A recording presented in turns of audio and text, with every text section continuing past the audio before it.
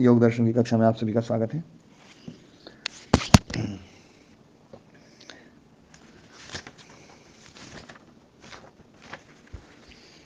तो अपना सूत्र चल रहा था, योगांगानुष्ठानात् अशुद्धि क्षये ज्ञान दीप्ति आविवेक ख्याते है। जो योगांग हैं, 8 योगांग बताए, योग के अंग। ये योगांग क्या है? ये सब ज्ञान मूलक कर्म हैं, और उन ज्ञान मूलक कर्मों का संस्कार, उसके द्वारा, उस ज्ञान मूलक कर्म के अनुष्ठान के द्वारा अशुद्धि का क्षय, जो अज्ञान मूलक कर्म है या उनके संस्कार हैं, उनका क्षय होता है। और ज्ञान दीप्ति ही, ज्ञान का प्रस्फुटन होता है। तो ज्ञान दीप्ति अविवेक ख्याति, विवेक ख्याति पर्यंत जो है ज्ञान प्रस्फुटित होता है, विकसित होता है। और अपनी चर्चा चली थी, योगांगानी अष्टौ अभिधायिष्यमाणानि, आगे बताएंगे, वो 8 हैं, इसलिए यहाँ पर इसकी गिनती कर दी, अष्टौ 8। तेषाम अनुष्ठानात् पंचपर्वणः विपर्ययस्य अशुद्धि रूपस्य क्षय नाशः, उनके अनुष्ठान से, उनको जीवन में उतारने से, पंच पर्वणः, 5 पर्व हैं जिसके ऐसा जो विपर्य है, मिथ्या ज्ञान है, अविद्या रूप जो है, तो विपर्यस्य अशुद्धि रूपस्य, जो अशुद्धि रूप है, मल रूप है, उसका क्षय होता है, उसका नाश होता है।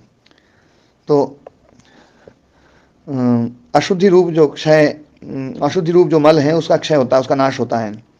तत्क्षये, उसके क्षय होने पर सम्यक ज्ञान से अभिव्यक्ति ही, सम्यक ज्ञान की जो अभिव्यक्ति होनी शुरू हो जाती है। मतलब सम्यक ज्ञान जैसे जैसे क्षय होगा वैसे वैसे उस सम्यक ज्ञान अभिव्यक्त होगा। यथा यथा च साधनानि अनुष्ठीयन्ते, जैसे जैसे साधन का अनुष्ठान करेंगे, तथा तथा तनुत्वम अशुद्धि आपद्यते, जो अशुद्धि है वो तनुत्व को प्राप्त होगी, कमजोरी को प्राप्त होगी, कमजोर होती जाएगी। यथा यथा च क्षीयते, जैसे जैसे वो क्षीण होगी, तथा तथा क्षय क्रमानुरोधिनी ज्ञानस्यापि दीप्ति विवर्धते, क्षय क्रम का अनुरोध करने वाली जो दीप्ति है, ज्ञान की दीप्ति, वो बढ़ती जाएगी। सा खल्वेशा विवृद्धि प्रकर्षम अनुभवती अविवेक ख्याते हैं, वह जो विवृद्धि है वो विवेक ख्याति पर्यंत प्रकर्षता का अनुभव करती है।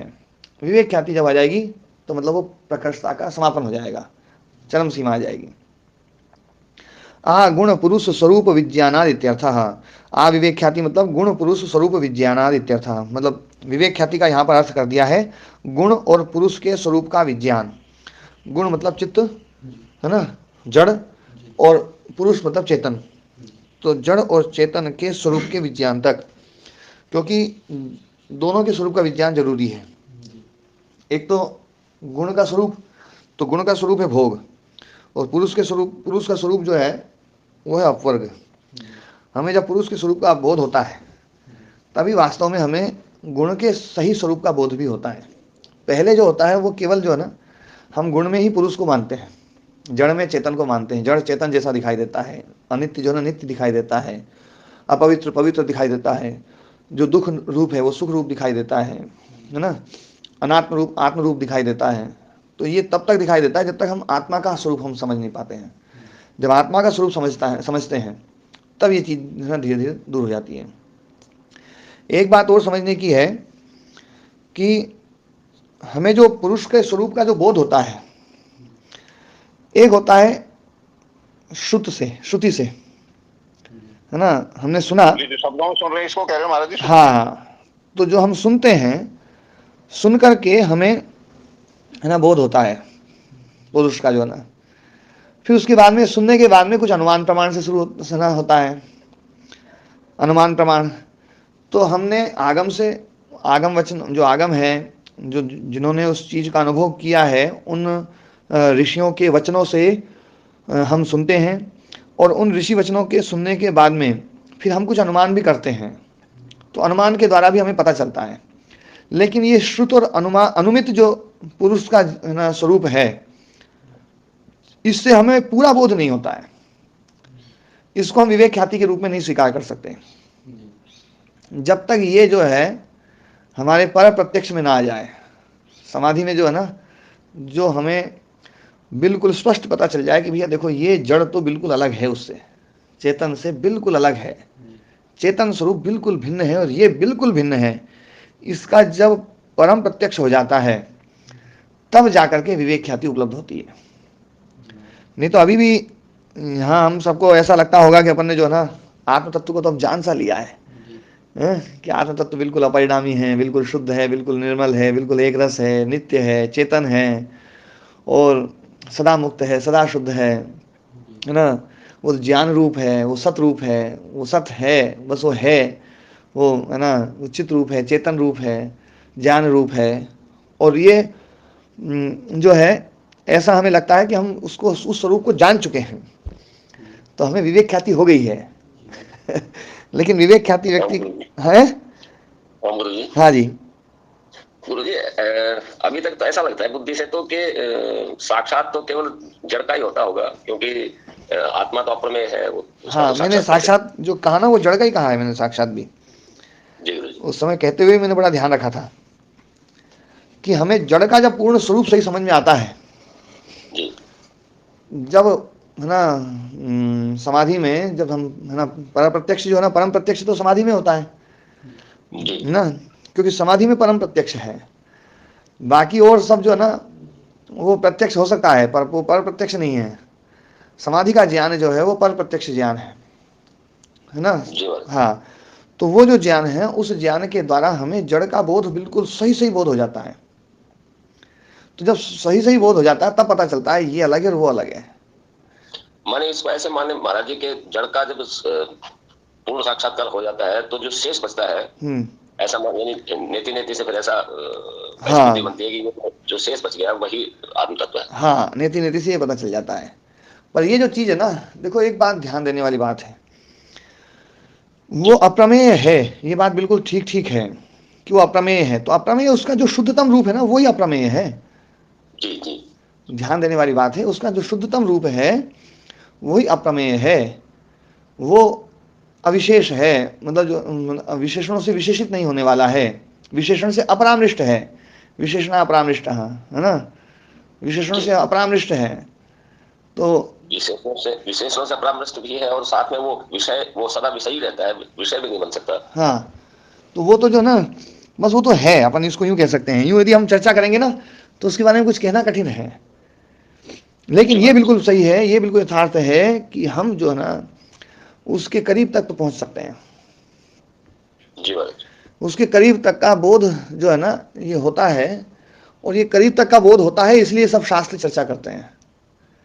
अब प्रमेय सही कहते बात। कहते भी खूब चर्चा करते हैं, पूरे शास्त्र भरे पड़े हैं उसी की चर्चा से, है ना। आत्मा की चर्चा से खूब बोलते हैं, आत्मावारे द्रष्टव्य है ना, आत्मा को देखो, आत्मा को देखो, आत्मा है ना, सारे दर्शनों का विषय आत्म तत्व है। ध्यासितव्य भी कहा गुरु जी, निधि ध्यासितव्य भी कहा तो है, लेकिन वो हाँ। मैं तो जाता नहीं। और देखो मैं एक बात और कहता हूँ, सारे दर्शनों के विषय जो है ना, जैसे हमारा जो न्याय वैशेषिक का जो विषय है, वैशेषिक का विषय जो है ना वो बिल्कुल सूक्ष्म जगत, स्थूल जगत है। जी और न्याय का जो विषय है वो स्थूल से थोड़ा सा सूक्ष्म है, इंद्रियों का है। जी सांख्य योग का जो है ना वो चित्त है, चित्त परिमार्जन, चित्त की शुद्धि, है ना। लेकिन इन सब में जो है ना आत्मा की चर्चा वो बीच बीच में कर ही देते हैं। उनसे मतलब यूं कहें कि एक मतलब थोड़ा सा मैं ना विनोदात्मक रूप में एक शब्दावली का प्रयोग कर रहा हूँ, उसको अन्यथा मत लेना, कि वो जी रुका नहीं जाता उनसे। जैसे अपने से नहीं रुका जाता ना जी महाराज। आत्मा की चर्चा किए बिना। जैसे ही आत्मा की चर्चा आएगी तो फट से जो है ना बाकी सब विषय छोड़कर बोले पहले यार आत्मा की बात थोड़ी सी चर्चा कर लें, तो रुका नहीं जाता है। लेकिन माने जड़ की चर्चा हो फिर आत्मा की चर्चा ना हो, ये संभव ही नहीं लगता। हाँ, लेकिन उनके मुख्य प्रतिपाद्य विषय जो है ना वो ये है। जैसे ये दर्शन पूरा चित्त के ऊपर है, ये पूरा का पूरा दर्शन चित्त के ऊपर है, चित्त की साधना है ये। योगेन चित्तस्य पदेन वाचा मलम शरीरस्य च वैद्यकेन, चित्त के मल को दूर करने की साधना है ये, है ना। जी महाराज। जी, तो है ना, तो ये अशुद्ध अभी हाँ अपनी चर्चा चल रही थी, गुण और पुरुष के स्वरूप का विज्ञान जो है वो है विवेक ख्याति। तो पुरुष का जो स्वरूप विज्ञान है वो गुण के पूर्ण स्वरूप का बोध होने पर होता है ना। लेकिन वो जो होता है वो उसके करीब करीब वाला होता है, उसका जो शुद्धतम रूप है वो चित्त को कभी नहीं हो सकता है। गुरु जी, ये वाक्य आपने जरा एक बार फिर से कहिएगा, समझ में नहीं आया। हाँ, गुण और पुरुष के स्वरूप का विज्ञान, तो गुण के स्वरूप का विज्ञान और पुरुष के स्वरूप का विज्ञान, तो पुरुष के स्वरूप का जो विज्ञान है वो गुणों के स्वरूप का ठीक ठीक बोध होने पर, गुणों के स्वरूप का पूरा बोध होने पर ही पुरुष के स्वरूप का जो ना उसके करीब करीब का जो बोध होता है वो होता है। आपने ध्यान दिया होगा, मैं पुरुष की चर्चा तो शुरू से कर रहा हूं, पहले दूसरे सूत्र से मैंने शुरू कर दी थी पुरुष की चर्चा, आत्मा की चर्चा। लेकिन जैसे जैसे इस प्रकृति की चर्चा होती गई और गुणों के बारे में चर्चा आई, दृश्य की जब चर्चा आई, ये सूत्र आया था ना जो ना कि प्रकाश क्रिया स्थितिशीलम भूतेन्द्रियात्मकम भोगापवर्गार्थम दृश्यम, ये सूत्र कई दिन तक चला था अपना, 4-5 दिन चला था। और जब इस स्वरूप की चर्चा हुई थी तब जाकर के आप सबको जो ना आत्मा के बारे में थोड़ा थोड़ा और ज्यादा स्पष्ट हुआ होगा कि यार आत्मा तो बिल्कुल इनसे अलग है। ऐसा हुआ था या नहीं हुआ था? जी महाराज, सही है ना। तो गुण का स्वरूप जब है ना पता चलता है तभी हमें पुरुष के स्वरूप का बोध होता है। लेकिन पुरुष के स्वरूप का बोध हमें पूर्ण पुरुष के स्वरूप, शुद्धतम रूप का बोध जो है ना वो इस चित्त को कभी भी नहीं हो सकता है। तो हम उसके करीब करीब तक पहुंचते हैं। महाराज जो वृत्तियां सारी रुक जाती हैं तो बोध होगा कैसे? नहीं, जहां पर बोध है वहां तो वृत्ति है, विवेक ख्याति तक तो वृत्ति है, विवेक ख्याति तक तो वृत्ति है, एकाग्र वृत्ति है। समाधि में महाराज जी जब वो है असंप्रज्ञात में तो वहां भी चित्त फिर निरुद्ध हो जाता है, तो फिर वो हाँ, असंप्रज्ञात में कोई वृत्ति नहीं है। हाँ, तो वहां फिर ज्ञान कैसे होगा? तो हाँ, वहां तो विवेक ख्याति भी रुक जाती है, असंप्रज्ञात में विवेक ख्याति भी रुक जाती है ना। ताम अपनी ख्याति निरुणद्धि, ये वाक्य है ना, है ना। सत्व गुणात्मिका चाहिए अतो विपरीता अतः ताम अपनी ख्याति निरुणद्धि, है ना, उस ख्याति को भी योगी रोक देता है। न तत्व किंचित संप्रज्ञायते इति असंप्रज्ञातः। एक बात समझ में नहीं आती। हाँ, कि जब चित्त निरुद्ध हो गया, उसमें कोई वृत्ति चल नहीं रही और फिर उसके निरुद्ध के भी संस्कार बनते हैं, वो संस्कार कैसे बन सकते हैं जब वहां कोई वृत्ति नहीं है? तो ध्यान देने वाली बात है, ये निरुद्ध भी चित्त की एक स्वाभाविक अवस्था है, चित्त की एक भूमि है। गुरु जी, संस्कार तो वृत्ति से बनते हैं और वृत्ति संस्कार से बनती है, एक दूसरे के ऊपर। ये बिल्कुल ठीक बात है। ये जो बात है ना, ये चलती है ना, जो व्युत्थान चित्त और एकाग्र अवस्था वाले जो चित्त है उन तक ही ये बात घटित होती है। लेकिन वो जो संस्कार है, जो असंप्रज्ञात समाधि का संस्कार है, वो उस अवस्था का संस्कार है, वास्तव में उस भूमि का संस्कार है। अवस्था का भी अपना एक संस्कार होता है, वृत्तियों का जैसे अपना रोल होता है वैसे अवस्था का भी अपना एक रोल होता है। जैसे चित्त का, हम एक चित्त का ज्ञानात्मक व्यापार है उसको हम वृत्ति बोलते हैं। चित्त का ज्ञानात्मक व्यापार ये है वृत्ति, और चित्त का की जो अवस्था है वो है भूमि। चित्त की जो अवस्था है वो है भूमि। तो ना जो है, हम ये नहीं कह सकते कि अवस्था का संस्कार नहीं बनेगा, उस अवस्था का भी संस्कार बनेगा। और वास्तव में जो वृत्तियां हैं वो वृत्तियां भी चित्त में उन अवस्थाओं के कारण से उठती हैं, ये भी बात ध्यान देने वाली बात है। अवस्थाएं वृत्तियों को प्रभावित करती हैं। हाँ, और वृत्ति अवस्था को प्रभावित करती है, तो समझ में आता है जी। हाँ, तो अवस्था जो ना, अवस्था बहुत बड़ी चीज है। चित्त को समझने में हम पहले अवस्थाओं की चर्चा करते हैं, वृत्तियों की चर्चा बाद में करते हैं। क्योंकि वृत्ति जो है ना वास्तव में चित्त का बुद्धि रूप है, ये मैंने बताया था। चित्त का जो बुद्धि रूप है वो है वृत्तियां, चित्त का जो प्योर रूप है वो है चित्त। चित्त, बुद्धि, अहंकार और मन, ये 4 शब्दावली जो हम प्रयोग करते हैं, तो 4 शब्दावली जो प्रयोग करते हैं उसमें चित्त जो है ना वो मूल है, बुद्धि है वृत्ति रूप, अहंकार है मैं रूप, है ना, मैं अस्तित्व रूप जो ना, हम मैं मेरा जो ना ये भाव जो ना ये अहंकार रूप है। और चित्त में जो प्रमाण रूप है जिसके द्वारा चित्त जानता है वो है मन रूप। मन रूप जो है वो प्रमाण रूप है। ओ महाराज जी, हाँ जी, चित्त क्योंकि अभी शरीर में है तो शरीर का कुछ धर्म होता होगा, उसकी वजह से भी वापस आ जाता होगा। वापस आ जाता मतलब मैं समझा नहीं। जैसे असंप्रज्ञात से समाधि टूट के वापस रूटीन में आता है ना। हाँ, वो चित्त की अवस्थाएं जो हैं, चित्त की अवस्था के कारण से असंप्रज्ञात समाधि तोड़ करके और फिर इसमें आता है। लेकिन एक बात जो ध्यान कि देने वाली शरीर बात है, है, तो शरीर के भी कोई परमात्मा ने कोई ऐसे धर्म बना रखे होंगे, मैं जहाँ तक हल्का से सोचा। वो तो चित्त के ही धर्म है। वो तो बना बना के रखे हो तो है ही, हमेशा से बने बनाए हैं, चित्त हाँ, के ही सब बना धर्म बनाई है। अनादि। हाँ, चित्त की अवस्था ही ऐसी है, चित्त की लेकिन भूमि। महाराज जी निरुद्ध और दोबारा से वापसी आना, ये एक प्रकार से चित्त की अवस्था ही बदल रही है। हाँ, चित्त की अवस्था, तो चित्त जो निरुद्ध होता है ना, तो निरुद्ध अवस्था से एकाग्र में आता है वो, उससे ज्यादा नीचे नहीं आएगा वो, जी गुरु जी। है ना। आपने बताया था ना, गुरु गुरुजी जी ने भी बात बोली थी। महाराज जी, हाँ गुरु जी महाराज जी कहते हैं कि यदि यानी ऊपर वाली अवस्था का यदि अभ्यास हो गया तो उससे नीचे वाली में फिर व्यवहार काल में रहा जा सकता है, ऐसा कहा था गुरु जी ने। हम्म। तो ना जो है, तो असंप्रज्ञात समाधि के भी संस्कार हैं, लेकिन वो संस्कार जो है ना, अन्य संस्कारों के प्रतिबंधी हैं, है ना। अन्य संस्कार प्रतिबंधी कहा गया ना, अन्य संस्कारों को यानी विक्षेप के जो संस्कार है उनको हटाते हैं उन उसका सब संस्कारों को रोक देते हैं वो, जी। उन सब संस्कारों को खत्म करते हैं। जी महाराज। हाँ, तो गुण परुष स्वरूप विज्ञान इत्यर्थ है ना, गुण स्वरूप विज्ञान तक है ना, जो है ना ज्ञान दीप्ति होती है।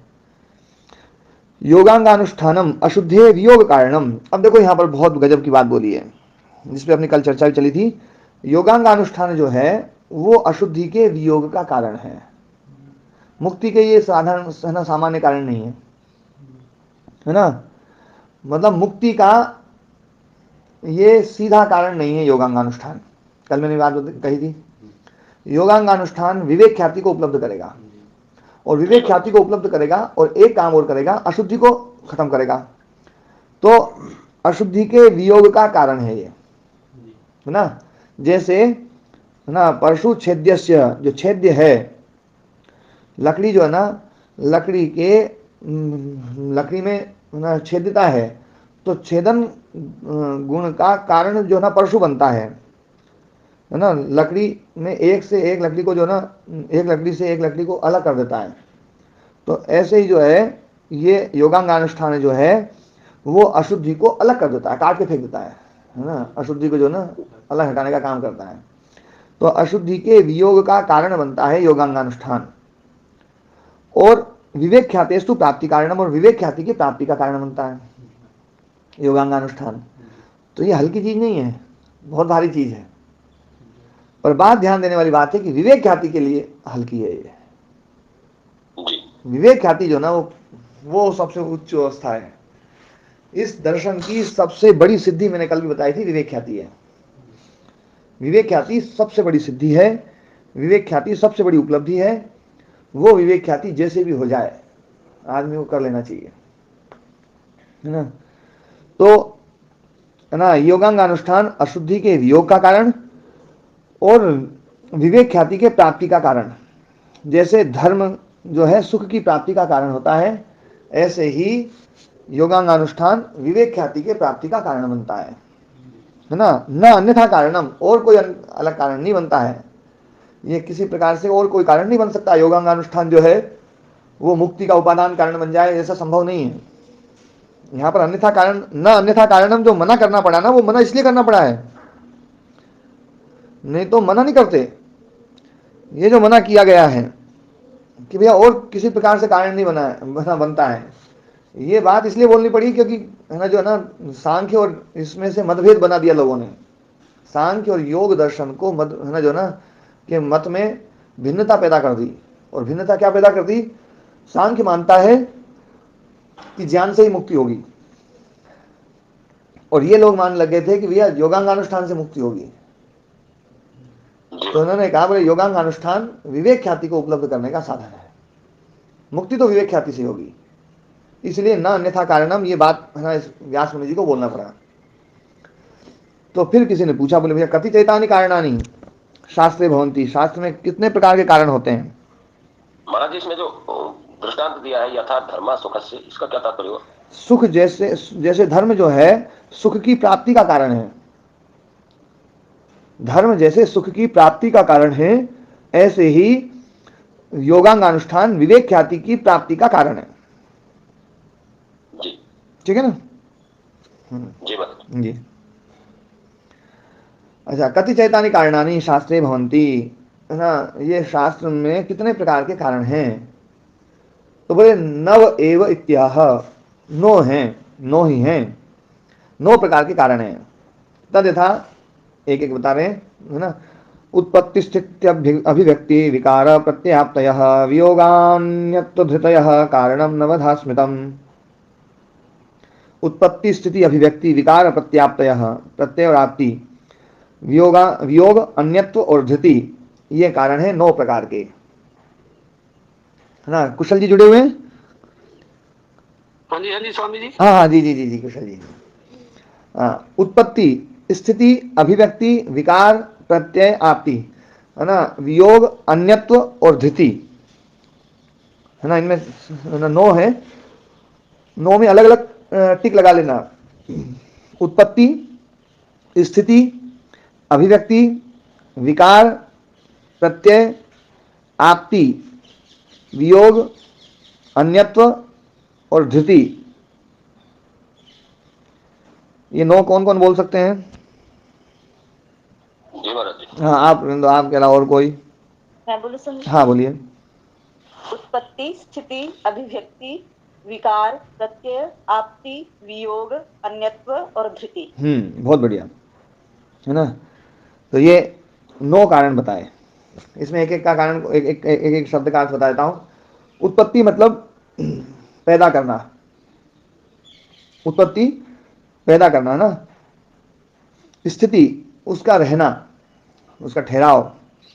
अभिव्यक्ति वो अभिव्यक्त होता है, पहले अभिव्यक्त नहीं था, बाद में अभिव्यक्त हो गया, है ना। विकार पहले विकार नहीं था, बाद में विकार आ गया। प्रत्यय पहले ज्ञान नहीं था, अब ज्ञान हो गया, प्रत्यय मतलब ज्ञान। आपत्ति पहले आपत्ति नहीं थी, आपत्ति मतलब प्राप्ति, अब प्राप्ति हो गई। वियोग पहले वियोग नहीं था, वियोग हो गया, है ना। अन्यत्व पहले अलग नहीं था, अब अलग हो गया। और धृति धारण करना, पहले धारण नहीं था, अब धारण हो गया। तो ये 9 प्रकार के कारण हैं। एक धृति कारण, एक अन्यत्व कारण, एक वियोग कारण, एक प्राप्ति कारण, एक ज्ञान कारण, एक विकार कारण, एक अभिव्यक्ति कारण, एक स्थिति कारण, एक उत्पत्ति कारण। ये वियोग और अन्यत्व तो एक ही महाराज जी, उत्पत्ति और अभिव्यक्ति में क्या भेद है? उत्पत्ति और अभिव्यक्ति। देखो, उत्पत्ति में तो चीज जो ना पहले नहीं थी और वो, है ना, उत्पन्न हुई है ना। पहले थी नहीं और फिर बाद में उत्पन्न हो गई है। महाराज जी, विकार भी जो इसी को कहेंगे? विकार भी इसी को कहेंगे ना। मैं समझ सबका एक एक उदाहरण भी दूंगा ना, तो समझाऊंगा अभी। उत्पत्ति जो है ना, उत्पत्ति मतलब जो है, जैसे जन्य ज्ञान जो होता है उत्पन्न होता है जी। तो उत्पन्न होता है मतलब पहले नहीं था, बाद में हुआ, ये होगी उत्पत्ति। फिर इसको विकार नहीं कह सकते ना, इसको विकार नहीं कहेंगे, ये उत्पत्ति है। जी, उत्पत्ति से करी वो जो सिद्धांत है कि अभाव से भाव नहीं होता, फिर वो उसका क्या होगा जी? नहीं, उत्पत्ति जो हो रही ना, जन्य ज्ञान जो पैदा होता है, जन्य ज्ञान जो पैदा होता है, जो नष्ट होता है, हम उसको ज्ञान को उत्पत्ति तो मानेंगे। उत्पत्ति धर्म जो ना, जो धर्म के रूप में तो धर्म उत्पन्न हुआ ही है। मन में आप विकार मान सकते हैं, लेकिन जो धर्म पैदा हुआ है वो तो धर्म पहले नहीं था, वो तो धर्म उत्पत्ति हुई है। जब भी तो जन्य ज्ञान हम मानेंगे, नहीं तो इसको तो नित्य मानना पड़ जाएगा फिर, है ना। देखो, है ना, जैसे एक होता है अन्यत्व और एक होता है विकार। इसमें तो आप कह सकते थे कि अन्यत्व और विकार में जो है ना, ये चीज एक है। उत्पत्ति तो बिल्कुल अलग चीज है ना। जी हाँ, विकार और अन्यत्व में जो है ना, थोड़ा सा समझने की बात है। जैसे अग्नि जो है, अन्यत्व में तो कोई संयोग था, अब उसका वियोग हो गया। नहीं, अन्यत्व में जो ना क्या है, अन्यत्व का मतलब है कोई दूसरी चीज आ जाना। जैसे सोना है, सोने से हमने कुंडल बनाया और कुंडल से को गला करके उसका कंकड़ बना दिया। कंकड़ मतलब हाथ में पहनने का कड़ा, है ना। और कंकड़ से केयूर बना दिया। केयूर मतलब, है ना, भुजा का जो आभूषण होता है ना, भुजा में पहनते हैं, उसको क्या बोलते हैं? अलग अलग स्थानों पे अलग अलग नाम है। है ना? है ना? बाहुबंद बोलते हैं, भुजाबंद बोलते हैं। हमारे हमारे इलाके में तो उसको टड्डा बोलते थे, टड्डा। अच्छा अच्छा, हाँ उसको बोलते हैं केयूर संस्कृत में। जी केयूराणि न भूषयन्ति पुरुषं, हारा न चन्द्रोज्ज्वला, न स्नानं न विलेपनं न कुसुमं, नालङ्कृता मूर्ध्वजा, वाण्येकाशमलङ्करोति पुरुषं, या संस्कृता धार्यते, क्षीयन्ते खलु भूषणानि सततं, वाग्भूषणं भूषणम्। केयूर, केयूर जय बोलते हैं हमारे, भुजदंड को। जय हमारे। है ना? तो भुजदंड जो है वो, है ना, मतलब सोने के है ना, कुंडल थे, कुंडल से कड़ा बन गया, कड़े से, है ना, भुजदंड बन गया। तो अब यहाँ देखो ये अन्यत्व आ गया है। ये सोना तो वो का वही है, सोना तो, ध्यान देने वाली बात है, सोना वो का वही है, लेकिन है ना जो है कंकण अलग है और कुंडल अलग है। कंकण जो है, कड़ा जो है ना वो अलग है और कुंडल अलग है। तो ये जो है ना, ये जो भाव है ये है भेद विवक्षा में।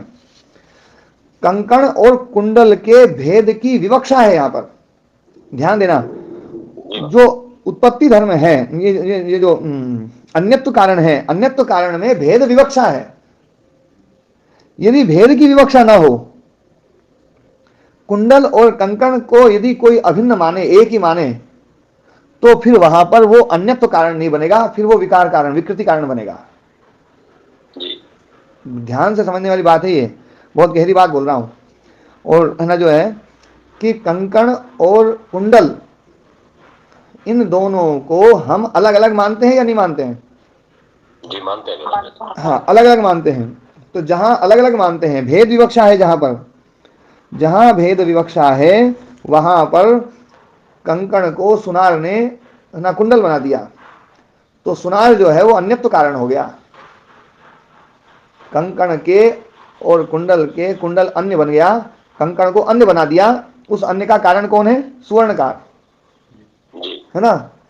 अब इसी को देखो, चावल से पुलाव बना दिए, तंडुल जो ना कच्चे चावल है, कच्चे चावल से पुलाव बना दिए, या आटे से रोटी बना दी। तो यहां पर भेद विवक्षा नहीं है, यहाँ तो विकार होगा जी। यहां अभेद विवक्षा। विकार अभेद विवक्षा में हो सकता है, जी महाराज। अभेद विवक्षा में ही विकार संभव है, भेद विवक्षा में विकार नहीं है। भेद विवक्षा में तो दूसरी चीज आ गई, आटा अलग है रोटी अलग, भेद विवक्षा हो गई, तो फिर अन्यत्व कारण बनेगा पाचक या अग्नि। अग्नि जो है वो अन्य, जैसे चावल था, तंडुल था, तंडुल से ओजन बन गया, तो अग्नि ने तंडुल में विकृति पैदा कर दी है। वो की वही चीज तंडुल ही है। अन्यतों में भेद विवक्षा है और विकार में अभेद विवक्षा है। हाँ बस यही बात समझने की है। अभेद विवक्षा होगी, कोई ये कह दे कि भैया ये चावल, कच्चे चावल और पके चावल एक ही, अलग अलग थोड़ी है कोई, तो आप फिर ये कहोगे भैया ठीक है तो एक ही मान रहे हो, तो इसमें फिर विकृति मानी जाएगी कि अग्नि ने इसमें विकृति पैदा कर दी, विकार पैदा कर दिया, कच्चे को पका दिया उसने। ठीक है? जी महाराज। हाँ, तो यहां पर जो ना जो है अन्यत्व और विकार, इसमें तो प्रश्न चिन्ह खड़े हो सकते हैं। उत्पत्ति तो बिल्कुल अलग चीज है, देखो, है ना? जैसे मनोभवती विज्ञानस्य, मन जो है वो विज्ञान की उत्पत्ति का कारण होता है। मन जो है, मन मतलब मन माने अंतःकरण का एक भाग। मन मतलब इंद्रियां। यहां पर मन शब्द इंद्रिय समूह के लिए है। जी महाराज। और इंद्रिय समूह क्या है? प्रमाण। प्रमाण मतलब जिसके द्वारा जाना जाता है, जी हैं? प्रमीयते अनेनेति प्रमाण। प्रमीयते अनेनेति प्रमाणम। यहां पर जो योग दर्शन में प्रमाण शब्द के अर्थ में प्रमाण लिया ना, वो अलग प्रमाण अलग है, वो तो प्रमा के रूप में है। जी जी तो जो प्रमा का करण है, प्रमाकरणम प्रमाणम, प्रमा का साधन है, वो कौन है? ज्ञानेन्द्रिय। जी तो ज्ञानेन्द्रियों का मुखिया जो है ना वो मन है, इसलिए यहाँ पर मन शब्द प्रयोग किया गया है। जी महाराज। तो ज्ञान उत्पन्न होता है, ये तो मानना ही पड़ेगा अपने को कि विकार होता है। जी नहीं, विकार तो नहीं कहेंगे महाराज जी। बुद्धिमान लोगों के साथ ये तो समस्या है कि कैसे न कैसे बात को बिठाई देते हैं। ना ना, मैं बिठा नहीं रहा हूं। ज्ञान तो उत्पन्न नहीं होगा महाराज जी, विकार कैसे कहेंगे? हाँ, विकार ही माने फिर तो ज्ञान जो है ना जन्य ज्ञान हो ही नहीं सकता। जी महाराज। है ना। ये ज्ञान तो नया नया उत्पन्न होता है ना। हमने देखो अभिव्यक्ति क्या है? अभिव्यक्ति क्या है? अभिव्यक्ति जब आएगी अभिव्यक्ति बताऊंगा, पर ज्ञान जो उत्पन्न होता है, ज्ञान जो है ना, जो हमारे मन में जो ज्ञान उत्पन्न हुआ, मैंने घड़े को देखा तो घट ज्ञान मेरे मन में उत्पन्न हो गया और घट की अभिव्यक्ति हो गई। घट की, फिर से बताइएगा महाराज एक बार। मेरे मन में जो ज्ञान उत्पन्न हुआ है, मेरे मन में जो ज्ञान उत्पन्न हुआ है, चित्त में जो ज्ञान उत्पन्न हुआ है, जो प्रमा उत्पन्न हुई है, प्रमा का साधन कौन है? मन है या इंद्रियां हैं? तो ज्ञान की उत्पत्ति में, ज्ञान की उत्पत्ति में, घट ज्ञान की उत्पत्ति में मन जो है वो उत्पत्ति कारण बन रहा है, इंद्रियां उत्पत्ति कारण बन रही है। लेकिन क्या घट उत्पन्न हुआ है? क्या नहीं, घट उत्पन्न हाँ महाराज जी, वो तो घट- ज्ञान ही हुआ है। तो घट का ज्ञान उत्पन्न हुआ है। और जो घट है ना, घट की उत्पत्ति नहीं हुई है, तो घट की अभिव्यक्ति हुई है। जी। वो प्रकाश के कारण से हुई है, अग्नि के कारण से। अग्नि नहीं थी तो घट अभिव्यक्त नहीं था, अंधेरा था तो घट का पता नहीं चल रहा था। उजाला हुआ तो घट की अभिव्यक्ति। वहां पर ये नहीं कह सकते भैया घट उत्पन्न हुआ है, घट तो अंधेरे में भी था या नहीं था? है? जी महाराज। हाँ, तो घट की तो अभिव्यक्ति हुई है और ज्ञान की उत्पत्ति हुई है। अभिव्यक्ति का माने तो बुद्धि में प्रकाश होना, ऐसा मान लीजिए। नहीं, अभिव्यक्ति तो वो मतलब जो ना घट पहले से था पर पहले व्यक्त नहीं था, अभी अभिव्यक्त हुआ है, प्रकाश के कारण से अभिव्यक्त हुआ है। हम जान नहीं रहे थे, केवल इतना ही तो जी। हाँ, मतलब जो है, जो पहले दिखाई नहीं दे रहा था अब दिखाई देने लग गया है, पर पहले था। व्यक्त हो गया। हाँ, जो पदार्थ पहले था और उसका उस समय अभिव्यक्ति नहीं थी, बाद में अभिव्यक्ति हुई है, तो हम उसकी उत्पत्ति नहीं मान सकते, हमें उसकी अभिव्यक्ति माननी पड़ेगी। जी महाराज। और हमारे मन में घट ज्ञान नहीं था, लेकिन वो घट ज्ञान पैदा हो गया, ज्ञान क्या की ज्ञान उत्पन्न होना मानेंगे? तो यहाँ उत्पत्ति मानेंगे। ज्ञान की उत्पत्ति मानेंगे। एक ही घटना में ज्ञान की उत्पत्ति हो रही है और घट की अभिव्यक्ति हो रही है। हाँ, घट की अभिव्यक्ति और घट ज्ञान की उत्पत्ति। जी महाराज। घट की अभिव्यक्ति जो है, घट की अभिव्यक्ति प्रकाश के द्वारा और घट ज्ञान की उत्पत्ति मन के द्वारा, इंद्रिय के द्वारा, जी। प्रमाण के द्वारा। ठीक है ना? तो हाँ, तो उत्पत्ति, मन जो है ना वो उत्पत्ति का कारण है, विज्ञान का, जन्य ज्ञान का। मनोभवति विज्ञानस्य। ध्यान देना, जो लोग ये कहते हैं ना कि ये जो ज्ञान जो है ना ये तो आत्मा के कारण से होता है, यहाँ मन को बताया कारण। जी महाराज। ठीक है ना? मन है विज्ञान का कारण, है ना? महाराज, वहाँ भगवत गीता के 13वें अध्याय का एक श्लोक है, 5वां छठा, इसमें चेतना को क्षेत्र का धर्म बताया है। वो विषय थोड़ा सा अलग हो जाएगा। चेतना मतलब जड़ का ही हाँ मानना पड़ेगा। हाँ, चेतना जड़ का धर्म है। चेतना मतलब यहाँ पर जन्य ज्ञान जो है ना। जी महाराज। हाँ, जन्य ज्ञान जो भी हो जड़ का धर्म है, ये बिल्कुल स्पष्ट हो जाना चाहिए। उत्पन्न होने वाली कोई भी चीज चेतन का धर्म नहीं हो सकती, जी महाराज। आत्मा का धर्म नहीं हो सकती, वो जड़ का ही धर्म होगा। वो जो भी उत्पन्न हो रहा है, जो विकार वाला है, जो नाशवान है, बदलने वाला है, बढ़ने वाला है, घटने वाला है, मिटने वाला है, कटने वाला है, छटने वाला है ना, बटने वाला है, और भी कुछ फटने वाला है, सब जो है ना जड़ के धर्म हो सकते हैं, आत्मा के नहीं हो सकते। सही है महाराज। पीछे महाराज एक बार चर्चा हुआ था, ज्ञान तो है, अज्ञान का पर्दा हटता है तो ज्ञान दिख के जाता है, ऐसा कुछ चर्चा हुआ था। हाँ, वो भी चर्चा हुई थी। पर वो ज्ञान मतलब इसको हम ऐसा मानते हैं, वो ज्ञान जो है ना वो उस रूप में है, वो जो नित्य ज्ञान है, जो नित्य ज्ञान है ना आत्म तत्व का, आत्म तत्व वाला जो है ना, आत्म तत्व में तो पर्दा डला हुआ है, बस वो हटेगा ना तो वो पता चलेगा कि भाई पर्दा है चित्त, ये चित्त हटा दो, चित्त हट जाए तो आत्मा तो ही वो सदा है, वो एक रस है। लेकिन जो ज्ञान उत्पन्न होने वाला है ना, जन्य ज्ञान तो उत्पन्न होता है। इसको सब दर्शन एक ही मत है, इसमें है ना कोई अनेक मत नहीं है। सब ये मानते हैं कि ज्ञान उत्पन्न होता है, जन्य ज्ञान ना, ये बुद्धि का धर्म है। हाँ जी, तो मन जो है वो विज्ञान का उत्पत्ति कारण है। स्थिति कारणम, अब स्थिति कारण बता रहे हैं। मनसा पुरुषार्थता, मन, अब यहां पर जो मन शब्द है वो चित्त के लिए। चित्त की उपस्थिति का कारण कौन है?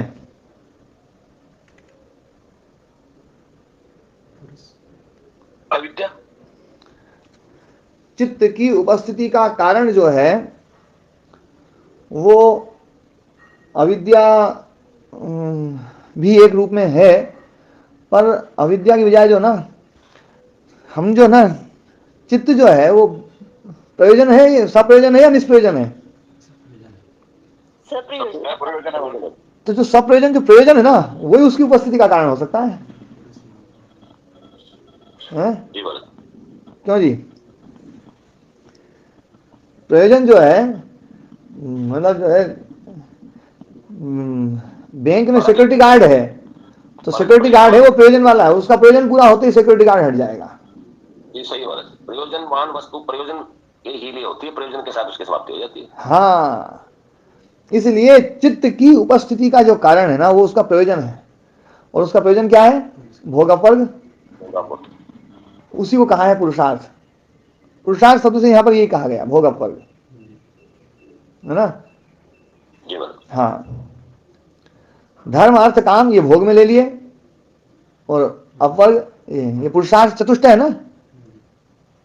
जी। तो पुरुषार्थ चतुष्टय है ना, धर्म शास्त्रों ने उसको 4 रूप दे दिए, इस शास्त्र ने उसको 2 ही रूप दिए, जी। भोग और अपर्ग 2 ही रूप दिए हैं। मतलब ये देखो, ये बात समझ में आ जानी चाहिए कि कोई लेटरिन और बाथरूम अलग अलग बनाता है, कोई इंजीनियर, कोई ज्वाइंट बनाता है, काम दोनों को एक से कर लेता है वो। महाराज जी धर्म अर्थ और काम तीनों को इसमें समेट दिया, भोग में। भोग में। हाँ, मतलब वॉश बेसिन भी उसी में, लेटरिन भी उसी में, और बाथरूम भी उसी में। सही है महाराज। कई बार तीनों अलग अलग होते हैं। ये तो मैंने इसलिए बताया क्योंकि नक्शे है ना, तो नक्शे में इंजीनियर जो है, अभी आजकल थोड़े नक्शा में वो गुरुकुल के उसमें नक्शे में ज़्यादा ध्यान देता हूँ, तो जो ना, तो उसमें चर्चा चल रही थी, बोले भैया देखो बाथरूम में घुसते समय 3 चीज़ें होती है, तो 3 चीज़ों में पहले सबसे पहले बोले वॉश बेसिन आना चाहिए, फिर लेटरिन आनी चाहिए, लेटरिन की सीट जो है ना, और उसके बाद में फिर नहाने वाला आना चाहिए। तो मैं जो है ये बात यहाँ आ गई, इसलिए मैंने 3 चीज़ थी, इसलिए 3 चीज़ को उसमें जोड़ दिया है। धर्म अर्थ काम, ये जो ना इसको इकट्ठा कह दिया भोग, ये भोग, और है ना मोक्ष को अलग कर लिया। ये 2 चीजें पुरुषार्थता है। और मैंने एक बात और बोली थी कि भोग भी किस लिए है? अपर्ग के लिए। अपर्ग के लिए। तो एक भी कर सकते हैं अपन। जी। हाँ, केवल अपर्ग। मूल प्रयोजन तो महाराज जी वही है। हाँ, मोक्ष ही है, केवल अपर्ग। तो है ना जो है मन की उपस्थिति, स्थिति का जो कारण है वो है पुरुषार्थता। पुरुषार्थता जो है वो मन की स्थिति का कारण है, ध्यान देने वाली बात है। यदि पुरुषार्थता ना हो तो चित्त नहीं रह सकता।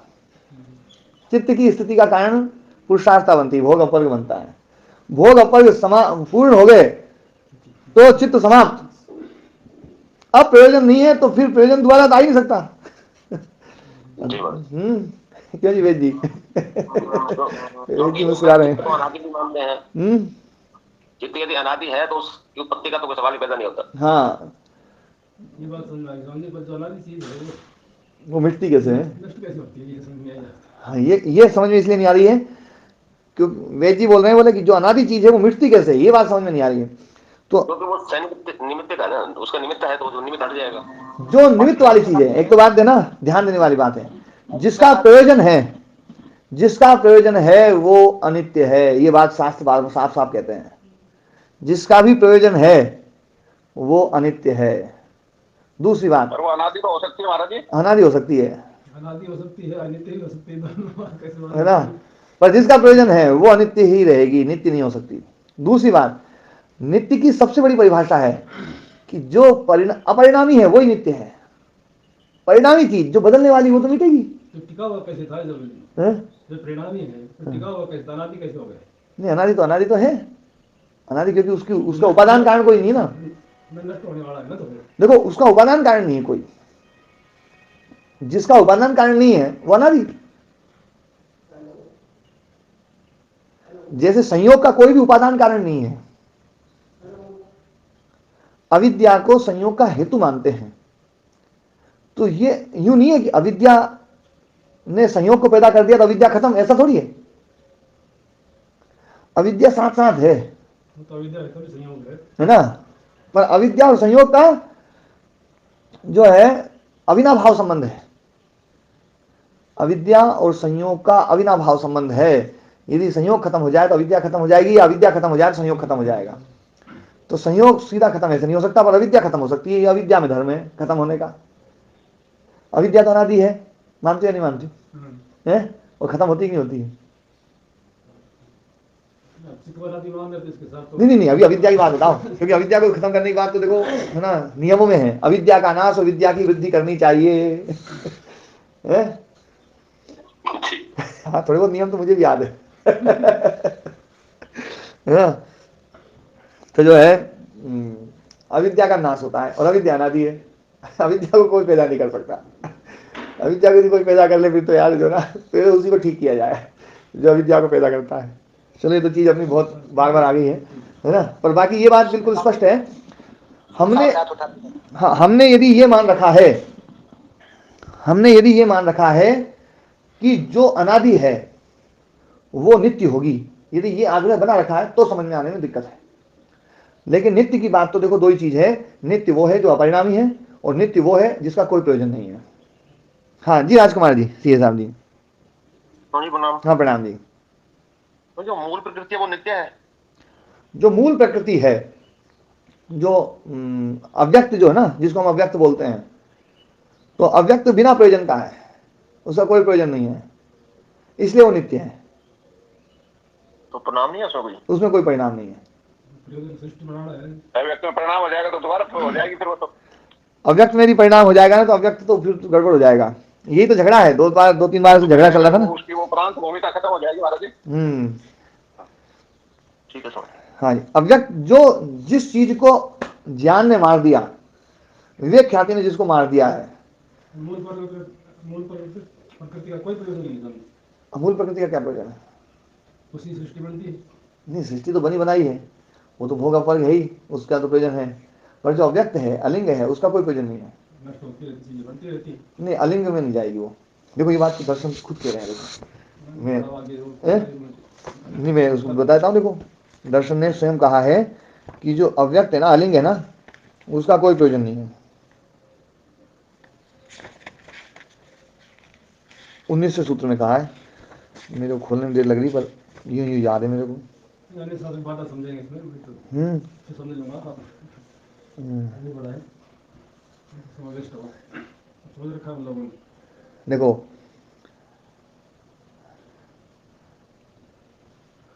न अलिंग अवस्थायाम आदौ पुरुषार्थता कारणम भवति। अलिंग अवस्था में पुरुषार्थता कारण नहीं है, पुरुषार्थ ही नहीं, भोग भी नहीं, अपवर्ग भी नहीं, कोई प्रयोजन नहीं उसका।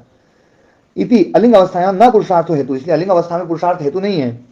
न लिंग अवस्थायाम आदौ पुरुषार्थता कारणम भवति इति न तस्या पुरुषार्थता कारणम भवति इति, है ना, है ना। न असो पुरुषार्था कृता इति नित्याख्यायते। तो जो पुरुषार्थ कृत नहीं है, पुरुषार्थ के कारण, जिसका प्रयोजन पुरुषार्थ नहीं है, इसलिए नित्याख्यायते, नित्य है। और जो त्रयाणी, जो बाकी जो तीन है, कौन कौन है ना, विशेष, अविशेष और लिंग मात्र। तो विशेष, अविशेष और लिंग मात्र जो है, उनके आदि में पुरुषार्थता कारण है, उनके होने में पुरुषार्थता है, इसलिए सच अर्थो हेतु निमित्तम कारणम भवति थी अनित्याख्यायते। उसमें उनका प्रयोजन है, इसलिए अनित्याख्यायते, अनित्य है। क्योंकि जिसका प्रयोजन है तो प्रयोजन तो पूरा होगा, और प्रयोजन पूरा हुआ तो खत्म, इसलिए अनित्य। हाँ, कभी प्रयोजन अनंत नहीं होता। ये कहना पड़ा कि सारी फसलें एक साथ नहीं होती। हाँ, ये सब चीजें जो, इसको थोड़ा सा ये विषय बड़े गंभीर है वैसे तो, और बार बार इसे और चिंतन किया जाएगा तो चीज बैठेगी, फिट बैठेगी।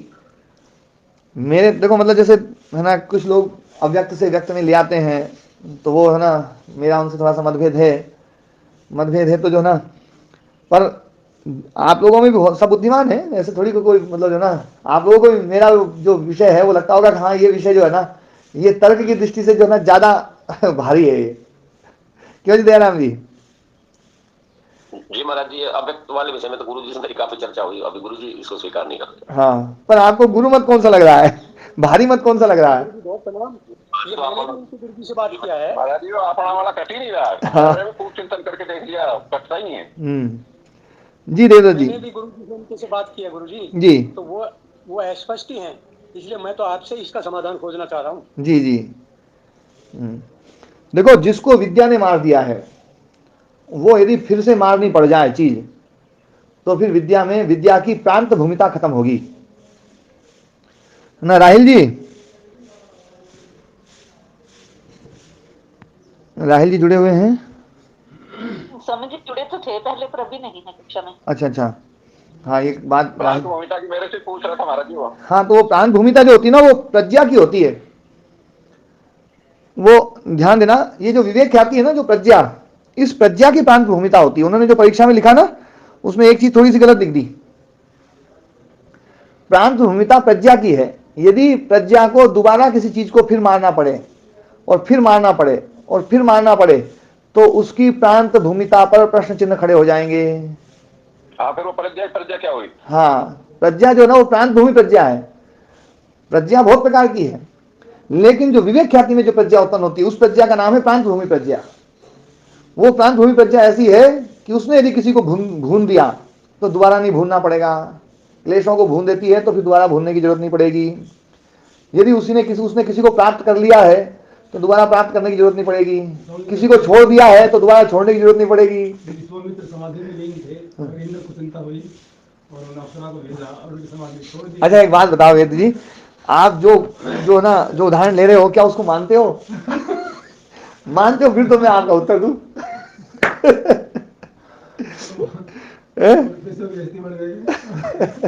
महाराज जी क्या बोल रहे भाई जी, मान सुन नहीं। हाँ, वेद जी अब यहाँ आ गए ना, इसलिए जो ना वो वेद जी ने एक बड़ा अच्छा तर्क रखा था, पर वो तर्क जो है ना, वो उनके लायक, उनसे आप अलग ही सुन लेना। तो अपनी जो चर्चा चल रही थी, अभी अपन उस पर चर्चा करते हैं कि उत्पत्ति कारण बताया है ना। विज्ञान की उत्पत्ति का कारण मन है।